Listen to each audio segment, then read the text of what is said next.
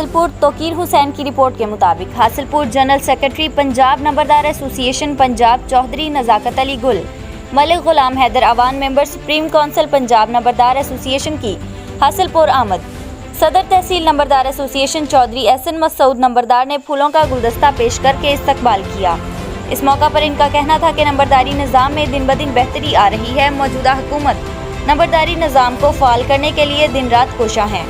हमें भी चाहिए कि हुकूमत और मुकामी इंतज़ामिया के हर वक्त शाना बशाना रहें ताकि इंतज़ामिया की मुश्किलात में कमी आ सके। उन्होंने कहा कि तहसील सतह पर नंबरदार हजरात को मुकामी लोगों के जायज़ काम के लिए हर वक्त कोशा रहना चाहिए।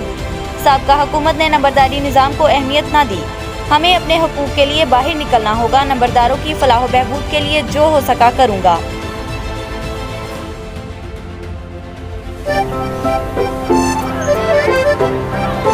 जर्म्स की छुट्टी की घंटी है, बज गई बाहर जाने का वक्त हो।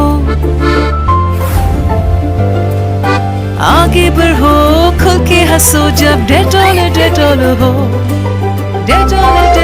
पास इनके लिए जाओ खुशी, बस तुम याद दिलाते रहो। हाथों को हमेशा साफ रखो जब डेटॉल हो। अच्छे बुरे वक्त तो आते रहेंगे, भरोसा तुम यही रखो।